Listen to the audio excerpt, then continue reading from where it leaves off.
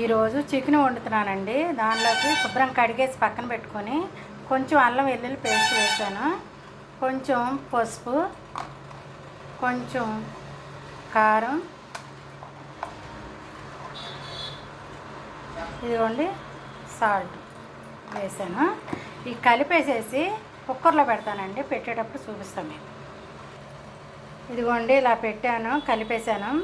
ఒక 4 విజిల్ రానిస్తానండి కుక్కర్లో పెట్టి. ఆ తర్వాత నేను కూర ఎలా వండుతానో చూపిస్తాను.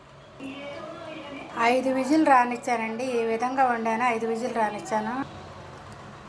5 విజిల్ రానిచ్చానండి. ఆ చికెన్ అయితే చక్కగా ఉడికింది. ఇప్పుడు ఉల్లిపాయ పచ్చిమిరపకాయ కోసి పక్కన పెట్టుకున్నాను. ఇప్పుడు కూర వండుతాను, ఎలా వండుతాను చూపిస్తాను, చూసేయండి. కళాయి పెట్టానండి, ఆయిల్ వేసాను. ఇవ్వండి ఉల్లిపాయ పచ్చిమిరపకాయ వేసేస్తాను. ఈ ఏగనిస్తాయి, ఏగిన తర్వాత చూపిస్తాను. ఉల్లిపాయ అలా ఏగుతుందండి, ఏగనిస్తాను బాగా. ఉల్లిపాయ పచ్చిమిరపకాయ వేగిపోయిందండి. అల్లం వెల్లుల్లి వేస్తాను, అది వేసాను. చక్కగా సన్న శాఖ మీద మాత్రం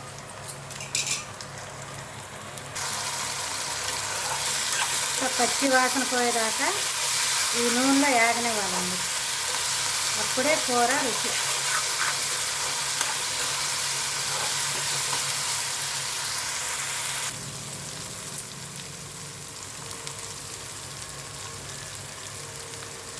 ఇదిగోండి చికెన్ వేసేస్తాం.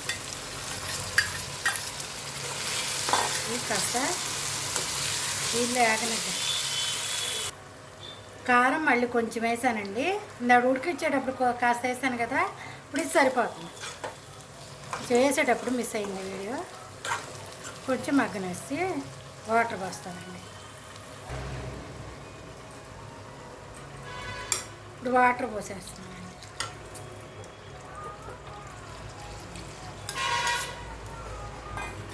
మీరు 4-5 విజిల్ రానిచ్చిన చికెన్ ఏమైనా మెత్తపడిపోద్దేమో అనుకుంటారేమో, ఏమి మెత్తపడదండి. ఇక ఆ వాటర్ పోసాను, ఉడకనిస్తాను. ఒక 5-6 బాదాము మిక్సీ పట్టేసానండి, అది వేస్తాను. మసాలా వేస్తున్నానండి, ఉడకనిస్తాను. మసాలా ఉడికితే ఆ రుచి వస్తుంది. కొంచెం కొత్తిమీర కూడా వేసేస్తాను. కూర అయితే రెడీ అయిపోయిందండి. ఈ విధంగా ఉడికింది, దగ్గరకు ఉడకనిచ్చాను. చాలా చాలా బాగుందండి. ఒకసారి ఈ విధంగా వండి ట్రై చేసి చూడండి.